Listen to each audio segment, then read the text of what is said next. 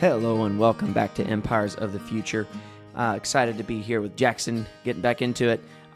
But this podcast today is going to be a little bit different that you're going to hear from us. It's not going to be as long as our normal podcast. We're not going to go into as much detail, but this podcast is going to deal with kind of a current issue. It's not one that we're the first to talk about or deal with. Actually, it's one that Dr. Albert Mohler, on his podcast, The Briefing, something that he talked about, about a week and a half ago. He mentioned it and recorded a special podcast on his podcast to talk about it. And actually, we felt that it was a serious enough issue and relevant for us as pastors and for the church that we wanted to at least take some time and talk about it. It does deal with a topic that is maybe a little bit sensitive. And so if by chance you do happen to be listening with younger listeners, we would just encourage you maybe think about listening to this one later, just given the topic and what we're going to be dealing with. It's something of a public service announcement that we're putting out here, but especially for the church. It's the kind of thing that, and I think you would agree with this, Jackson, that is not something we would necessarily preach on from the pulpit, certainly not in a very in-depth way, but something that we think that the church needs to hear, Christians need to hear, men in particular, so we're going to be talking largely about, need to hear. And so we're going to be talking today about what's really is a scam that is current in our society right now. There are all kinds of scams out there. You probably know someone who has been taken advantage of in a scam, whether they've told you or not. People are getting scammed kind of regularly out of large amounts of money. But one particular form of a scam in order to coerce money out of people that has sort of come up lately is one involving extortion over sexually explicit pictures and text messages and things like that. The way this happens, I'll just give a brief breakdown of it, and then we can dive into it. A scam that is widespread right now is where the scammer, whoever that might be, we will approach men online, particularly men because they're more susceptible to this, and particularly young men who are very susceptible to this. We'll approach them online, whether on some sort of social media or whether it be through even online gaming or chat rooms or I assume probably something like dating websites or apps. I assume that's an avenue, but an avenue where you can meet people online, and they will pretend to be a woman who is interested in that person sexually. They will send them pictures, under the guise of this is a picture of me, but it is not the picture that is being received is not actually the picture of the actual person that you're talking to. It's a scammer, but they send a graphic picture, a sexually explicit picture, and then request that these men, these young men especially, send one back. They request, hey, send me some pictures back. And then when these young men send these pictures, all of a sudden they're caught, and the scammer says, now that I have this, either you pay me this money. They essentially hold these images as ransom. For ransom, and say either you pay me this amount of money or I'm going to release these pictures that you've sent me. And as you can imagine, that leaves these men in a position that is very vulnerable and very humiliating, where they have made this mistake and we would say as Christians, they've sinned in this way. But now this sin, this mistake is being wielded against them, and their shame, their embarrassment is being manipulated in order to get money from them. And there are some devastating effects that are coming from this, including, as Dr. Mohler talked about on The Briefing, there are those who are committing suicide over these scams when they are caught in this predicament, when they are facing this shame, this humiliation. There are some of these men who decide to make the decision to end their own life. And that is something that we bring up and we want to talk about because of the seriousness of that and the weight of that, and the effect that it is having. And so that's the topic that we want to really just give a little bit of a word to as pastors, as men. We certainly can understand and relate to what men go through and what men experience and the temptations that men have. But that's why we're recording this podcast, is to talk about this issue and hopefully give some pastoral help, encouragement, wisdom into the situation. Yeah. I mean, throughout history, there have always been consequences for sexual immorality. This one highlights that in our time, there are some unique and very challenging consequences. This can happen to anyone, and while sort of the hook in this case, most of the time, in sort of the typical case that you were outlining, is this one person giving explicit sexual images, asking for others undercover, and then when they have them, using that against someone. We had at the senior adult ministry here at First Southern recently had a local police officer come and speak about common schemes that are happening right now, and the desire for intimacy of various kinds. It can be a desire for intimacy that is perfectly reasonable. There's not even related to sexual immorality, that someone is just lonely and they are reached out to on the internet, and a person without using extortion can say, hey, I really need some help. Can you give me money? And there are people, particularly senior adults, who want to give it just because they're lonely, and they say, well, I care about this person and I want to help them out, but they're being used. I mean, and that is a sad state of affairs that we are all living through right now. What you said is true, that you may know someone who is silently going through this and they don't want to talk about it because they're ashamed of it. That is particularly egregious and sad when you're talking about someone who is suffering alone because they're now afraid that these images will be used against them or posted to their social media pages in order to humiliate them. And what is sad about this is that the creativity of those who want to use others for their own gain, it's hard to predict. So it's not as if we can sit here and say, this is all the ways that this works. Because basically those who will use other people will find ways to do it. But this is, first of all, an encouragement to follow God in this regard, to remain sexually abstinent until you're married, and that God made sex on purpose for good, but that he wants sex to happen within marriage, and that unfortunately now there are new consequences related to what we have talked about many times on the podcast here, about the connectedness that we can now engage in, the ability to just connect with people. And something that we don't think about very often is that that person who is connecting with you may be posing as someone else, and in this regard it is particularly damaging and evil. I mean, it is a sad thing to think that, in particular, some of the stories that we know about of young men who may have committed suicide, it's because they felt they had a lot to lose. Right. They could not bear the shame. I mean, I'll say it straight away that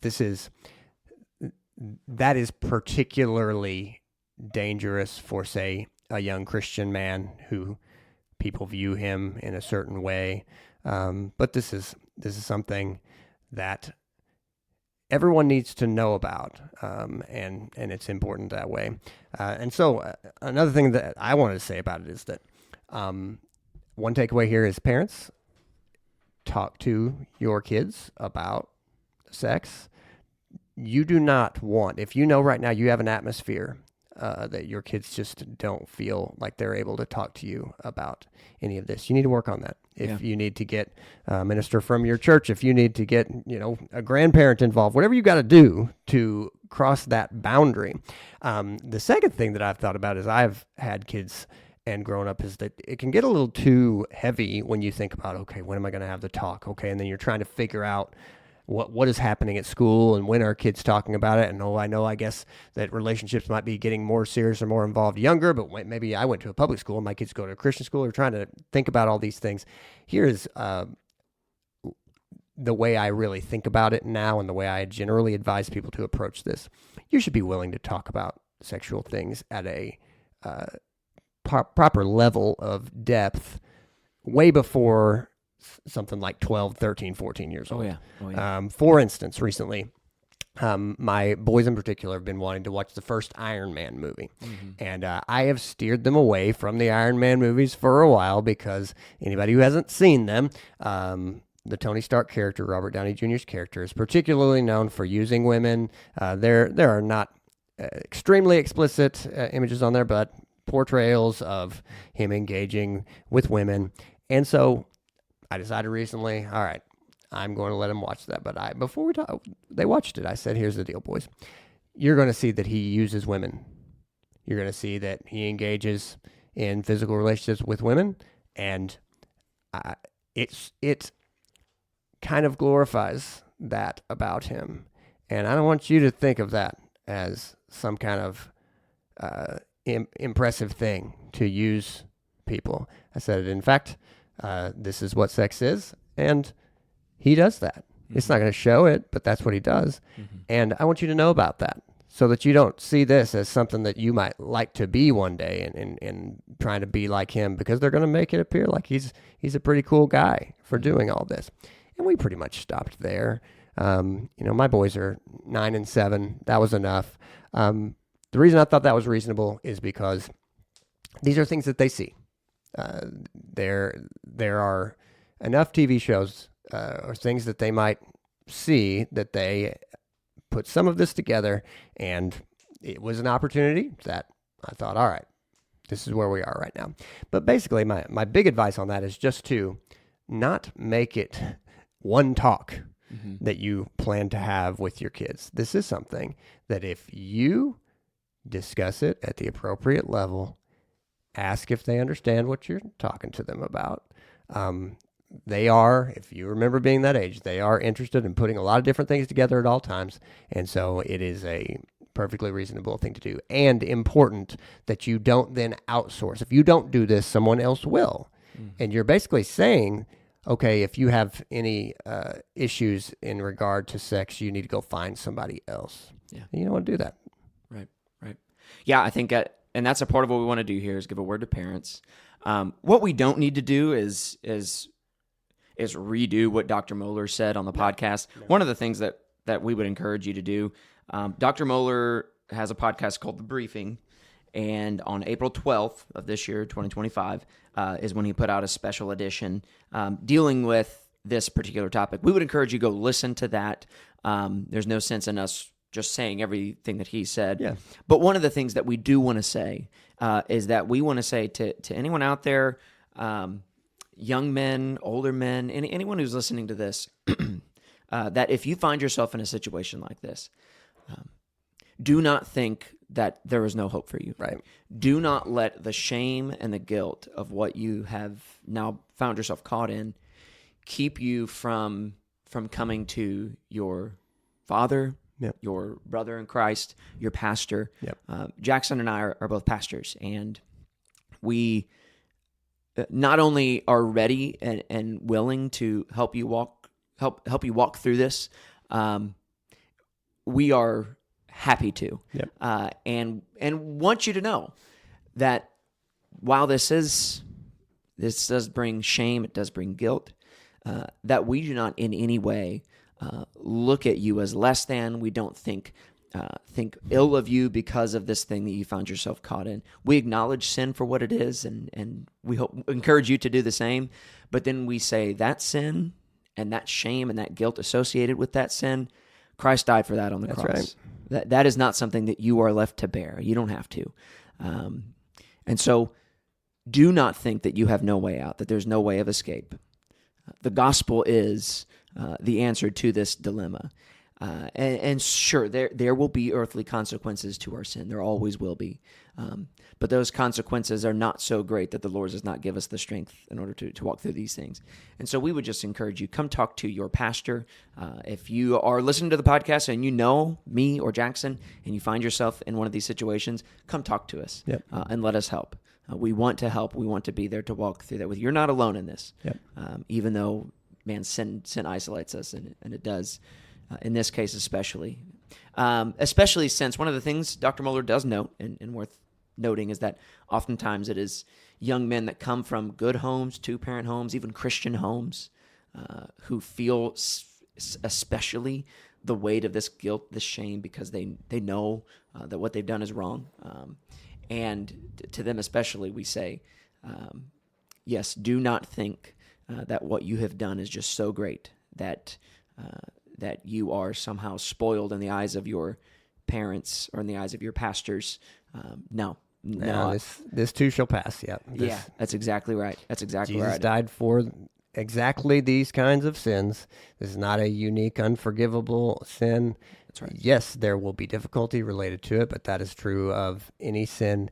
And this is something that happens, is that at certain points and certain times, certain sins have consequences that are just... they appear to be worse. But no, this one, Christ died for this sin. It can be forgiven. And I was talking to a friend of mine about this last week, who's a parent also and has kids, boys and girls. And he said, I've got to make sure as soon as possible that my kids understand that, look, if this were to ever happen to you, it doesn't matter what we have to do. We will take care of this, and it'll all be all right. If I have to quit my job, if we have to move, it will all be fine. It's okay. We can work this out. Right. And that is something that everybody needs to know about each other. Right. That sins don't have to break relationships. In fact, that is the entirety of the gospel, is that there is reconciliation between God and man, and that then can drive reconciliation between man and man. And so no sin has to have the last word. That's exactly right. It may be a sort of a product of the fact that in the church we have not approached sexual sin in maybe the most helpful way all the time. And it has at times, I think, taken on a flavor of feeling like some kind of an unpardonable sin, unspeakable sin. I think in a sense we have that kind of approach to it has led to a desire to simply hide and conceal sexual sin rather than bring it to the light where it can be dealt with. But let us just encourage you, sexual sin is just as easily dealt with and forgiven by Christ as every other sin. It feels worse in certain ways, but nonetheless, having this used against you feels terrible. Oh yeah, and being extorted in this way. But we just want to encourage you, seek help. We are here and lovingly are ready to help you walk through this. And we say this. If you go to a different church, we promise you your pastor is in the same position and has the same posture towards you. And so go talk to them. This is pretty much the extent of what we wanted to do with this podcast. Short and sweet and to the point, to just encourage, because this is a thing that's out there, and we as the church, we have to face it, we have to deal with it, and that's what we're trying to do here. Men especially. Honor the Lord in all of your dealings, whether online or off, but also go to the Lord for forgiveness. Seek your brothers and sisters in Christ for help. The Lord has given us the church, and He's given us men, just as iron sharpens iron.